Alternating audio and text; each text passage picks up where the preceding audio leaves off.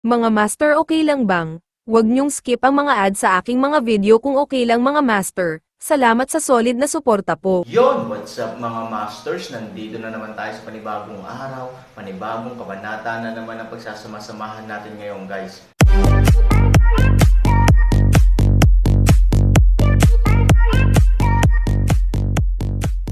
Bali mga masters, kung bago ka pa lang po sa aking YouTube channel, please click the subscribe button, lalong-lalo na po yung notification bell guys, para maging connected pa rin tayo sa isa't isa at maging updated kayo sa mga susunod ko pang video. Bali mga masters, bago natin umpisahan ng kwento ay mag-shoutout po muna tayo para sa mga solid nating tagapakinig. Yun na nga mga masters, no? Bali hindi na ito patagalin. In 3, 2, 1, let's go! Hindi napigilan ni Han Sanchen na umikot ang mga mata. Hindi ba ito kalokohan? Kung ayaw niyang malaman, why bother asking? No. To be precise, hindi na siya tumigil sa pagtatanong nito simula nang makilala niya ang misteryosong nilalang na ito. Pinigilan ni Han Sanchen ang kanyang galit at sinabing, sinusubukan mo bang magtagal para sa akin? Matapos pag-alitan ay napatigil saglit ang misteryosong nilalang, gayunpaman, matapos tingnang mabuti ang pangupalakol sa kamay ni Han Sanchen, pinili niyang pigilan ang kanyang galit. I'm just asking you more, because from my point of view, you may not be willing to go to this group of people. Ang mga taong iyon ay lahat ng kanyang mga kapatid, para kay Han Sanchen, paanong ayaw niyang pumunta sa grupong ito ng mga tao? Kailangan mo lang sabihin sa akin kung nasaan sila, udyok ni Han Sanchen. Kakaunti lang ang pasensya niya, at talagang pagod na pagod siya. Okay, basta wag kang magsisi. Tapos magsalita ang misteryosong nilalang at sumulyap sa likod niya. Sa likod ko, may mekanismo. Kapag gumalaw ang mekanismo, may magbubukas na pinto sa dingding. Pagdating ng oras, pumasok ka sa gate at maglakad hanggang sa loob, mga ilang libong metro ang lalim nito, at mararating mo ang dulo ng kalsada. Sa oras na iyon, pagkatapos makahanap ng bagong pasukan malapit sa dulo, maaari kang maghanap ng bagong pasukan na malapit doon. Makikita mo sila pagkatapos pumasok sa bagong pasukan. Napakunot ang noo ni Han Sanchen nang marinig niya ito, hindi niya akalain na magiging ganito kakomplikado ang kanyang bilog. Gayunpaman, ito ay komplikado, basta't mahanap nila si Ivory at ang iba pa, walang ibang mahalaga. Sa pag-iisip nito, tumingin si Han Sanchen sa misteryosong nilalang at mahinang sinabi, ngayon, iyon ang mekanismo. Hindi lubos na napanatag si Han Sanchen sa sinabi ng misteryosong nilalang, o nag-aalinlangan siya sa ilan sa mga salita ng lalaking ito. Ginamit niya ang panguaks para patayin siya, at natakot din si Han Sanchen na baka linlanggan siya ng lalaking ito at linlanggan para buksan ang ilang mekanismo, at pagkatapos ay hahampasin siya ng lalaking ito mula sa likuran, at mahihirapan siya. Aasa ka lang sa panguaks para manloko, kung nasugatan ka pa, makikiusap ka talaga sa kamatayan, at mawawala ang bentahe na nakuha mo sa panloloko. Hindi ganoong katanga si Han Sanchen, pabayaan pa ang paggawa ng katangahang pagkakamali. Halatang natigilan din ang misteryosong nilalang. Natatakot ako na siya mismo ay hindi inaasahan na si Han Sanchen ay nagtanong para sa kadahilan ng ito, at siya ay sumagot para sa kadahilan ng ito, at siya mismo ay nagtanong sa kanyang sarili na buksan ang pinto. From a conventional perspective, hindi ba siya dapat magmadali at magmaneho ng mag-isa? Gayunpaman, ang misteryosong nilalang ay nakakabasa ng isip pagkatapos ng lahat, at hindi itinago ni Han Sanchen ang kanyang hinala. Sa makatuwid, ang misteryosong nilalang ay mabilis na naunawaan ang kahulugan, lumingon, at kumapal sa dingding sa tabi nito. Sa loob ng ilang sandali, huminto siya, at pagkatapos ay direktang tumama ang kanyang ulo sa kung saan. Nagkaroon ng dagandong, parang may lindol sa loob ng kuweba, at nalaglag ang alikabok.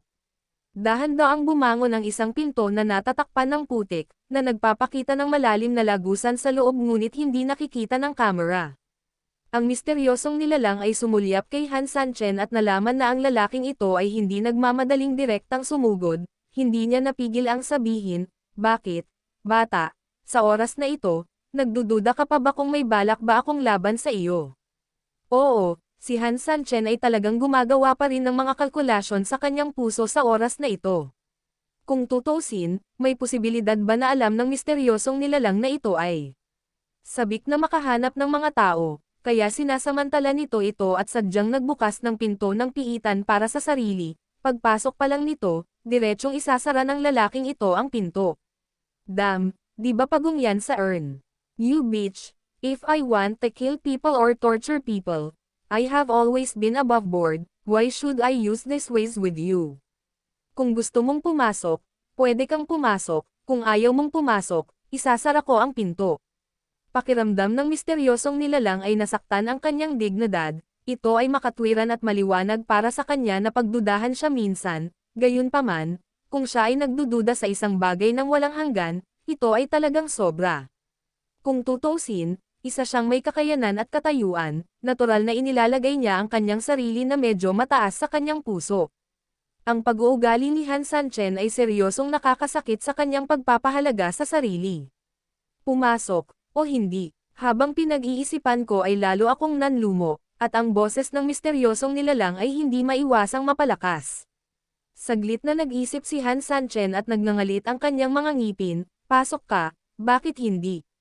I dare you to ask, anong kinakatakutan mong pumasok? Hindi lang mainit ang ulo ni Han Sanchen, sa katunayan, siya ay seryosong isinasaalang-alang ang mga kalamangan at kahinaan. Sa huli, nagdesisyon si Han Sanchen. Walang paraan, ang kaligtasan ng Ivory at ng iba pa ay mahalaga, kaya kahit na ang nasa harap ng Han Sanchen ay isang bundok ng mga espada, isang dagat ng apoy, o isang kalaliman, si Han Sanchen ay kailangang kumagat ng bala at tumalon pababa.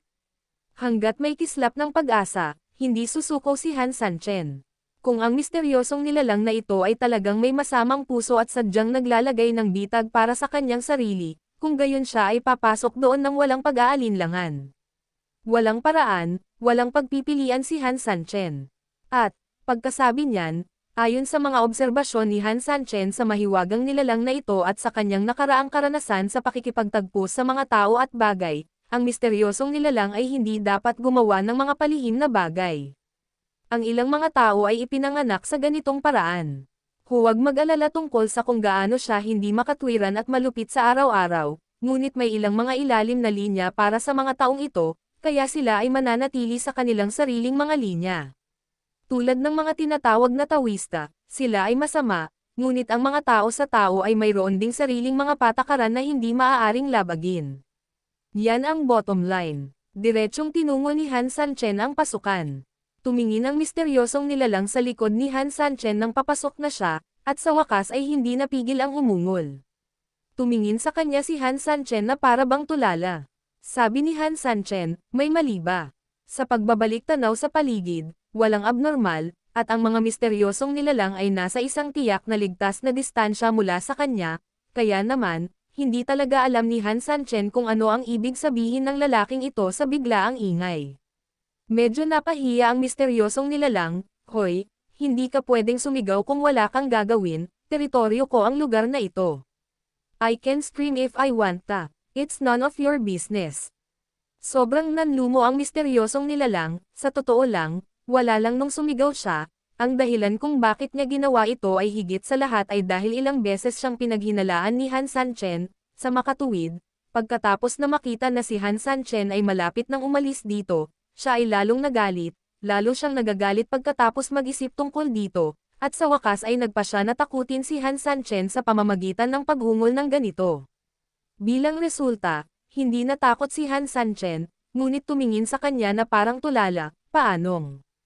Hindi siya mapapahiya, tanga, walang sabi-sabi, diretsyong pumasok si Han Sanchen. Sa sumunod na segundo, automatikong nagsara ang pinto, at tumalon sa galit ang misteryosong nilalang na pinagalitan ni Han Sanchen. Okay lang na tawagin ang isang tao na tanga, hindi naman sa hindi niya kayang tawaging tanga, pero ang problema ay talagang hindi siya komportable sa tono ni Han Sanchen. Hindi yung tipong diretsyo at irritable na pinapagalitan ka, hindi rin yung tipong pagagalitan ka ng ibang detalye. Ito ay napakamura at walang malasakit. Gayunpaman, minsan ito talaga ang pinakamasakit. Gusto niya talagang bawiin si Han Sanchen tapos sisigawan siya, pero pagtalikod niya, sarado ang pinto at hindi siya makapagsalita ng kalokohan, nakangangalang ang kanyang mga ngipin at napapadyak ang kanyang mga paa sa depresyon. Wag mo na akong hayaang makita ka ulit. No, this guy will come back sooner or later. Pagdating ng panahon, hindi ba pwedeng ay settle na lang natin ang score sa kanya? Naisip ito ng misteryosong nilalang at may katuturan ito. Gayunpaman, dahil plano kong gumawa ng gulo para sa kanya sa pagbabalik, may isang bagay na dapat malutas sa lalong madaling panahon. Yan ang pangopalakol sa kamay ni Han Sanchen. This guy is holding the pango-axe and he is too fierce. Kahit bumalik siya at gumamit ng parehong paraan para harapin ako, hindi ko siya matitiis. So, kung gusto kong mabawi ang pwesto ko sa harap ng lalaking ito, kailangan ko munang humanap ng paraan para malabanan ang palakol ni Pango. Pango-axe is the king of all weapons. It is indestructible.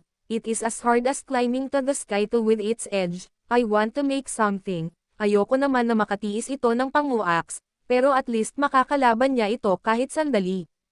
Hanggat kaya kong pigilan ng kaunting oras, magagamit ko ang kaunting oras na ito para tapusin ang pagpatay sa taong ito. By then, kailangan kong bawiin lahat ng galit na naranasan ko ngayon sa lalaking iyon. Lola, pahihirapan kita hanggang kamatayan, paglalaroan kita hanggang kamatayan, sa ganitong paraan ko lang maiibsan ang puot sa puso ko. Sa pag-iisip nito, bigla siyang ngumisi sa kanyang puso. Marami akong buhay. Hahanap ako ng ilang magagandang bagay na gagawin, aso, hintayin mo lang ako. Nang matapos siyang magsalita ay nawala sa pwesto ang misteryosong nilalang. Sa oras na ito, nakatagpo ng bagong problema si Han Sanchen hindi nagtagal matapos pumasok sa pasukan. Siguro hindi ko masyadong napagtuunan ng pansin ang mga detalye noon, o baka naman napansin ko pero hindi ko nainisip. Ang detalyeng ito ay isang salita mula sa bibig ng misteryosong nilalang.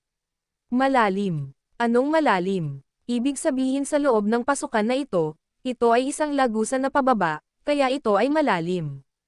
Kung ito ay isang normal na kalsada, ito ay dapat na mas mahaba. Sa makatuwid, ang inilagay sa harap ng Han Sanchen ay talagang isang lagusan na bumababa sa 45 degree na anggulo. Mabuting tao, ibig sabihin, mabilis na nag-react si Han Sanchen at nagkaroon ng mas mataas na antas ng paglilinang. Kung siya ay isang ordinaryong tao, malamang na siya ay kailangan na tumalon ng direkta sa madilim na lagusan na ito pagkatapos ng 2 hakbang lamang. Pagkatapos, sa lakas ng slope, dumiretso ito pababa. Ito ay ilang libong metro ang lalim, at bagamat hindi ito patayo, maaaring hindi ito magdulot ng malaking panganib sa mga tao, ngunit kung iisipin, ang puwitan na ito ay dapat man lang magliyab dahil sa alitan. 2 hakbang papasok si Han Sanchen at biglang huminto. No, I could just slide all the way down. This would save time and energy. Why should I keep going? Hindi ba't mas dumami ang alitan? Pagdating ng panahon, hindi pa ba sapat na gamitin lang ang Zenki para lumaban? Sa sandaling naisip niya ito, determinadong itinaas ni Han Sanchen ang isang pagsabog ng tunay na enerhiya, at pagkatapos ay tumalon patungo sa tunnel. Ang lagusan ay napakadulas at mukhang ganap na gawa sa lupa, ngunit ito ay kasing kinas ng sahig na semento, kasabay ng inertial dive, ang Han Sanchen ay maaaring dumiretso pababa tulad ng isang kotse na halos walang panlabas na puwersa. Nakakaiba, kung si Ivory at ang iba ay naghahanap ng mapagtatagwan, ang lagusan kanina ay sapat na para makapagtago sila, kailangan pa bang bumaba dito? Habang lumalayo siya sa ilalim ng lupa, mas naging komplikado ang iniisip ni Han Sanchen. Una, baka boring talaga, at pangalawa, mare-realize mo lang kung gaano katagal ang tunnel sa panahon ng sliding process. Posible bang nakatagpo din nila ang misteryosong nilalang, tapos hindi nila nagawang talunin ang misteryosong nilalang at napilitang tumakas sa loob? Bagamat umiiral ang posibilidad na ito, kung iisipin mo itong mabuti, makikita mo na ang posibilidad na ito ay talagang napakababa. Ito ay masyadong malayo at mayroong masyadong maraming mga variable. Total, una sa lahat, kung ganito ang kaso, saka sa ugali ng misteryosong nilalang na iyon, natatakot ako na hindi na niya kailangang tanungin ang kanyang sarili, nagsalita na siya para sa kanyang sarili.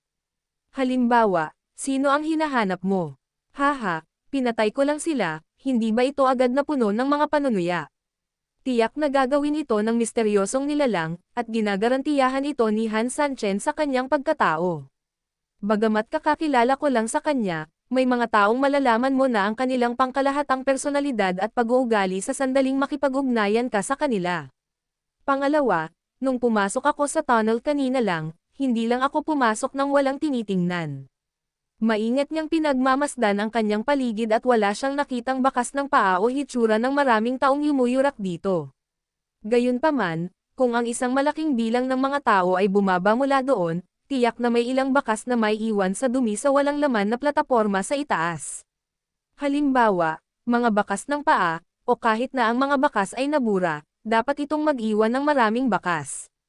Ngunit wala sa itaas. Sa makatuwid, ang iba't ibang mga kadahilanan ay talagang nag-aalis ng posibilidad na ito.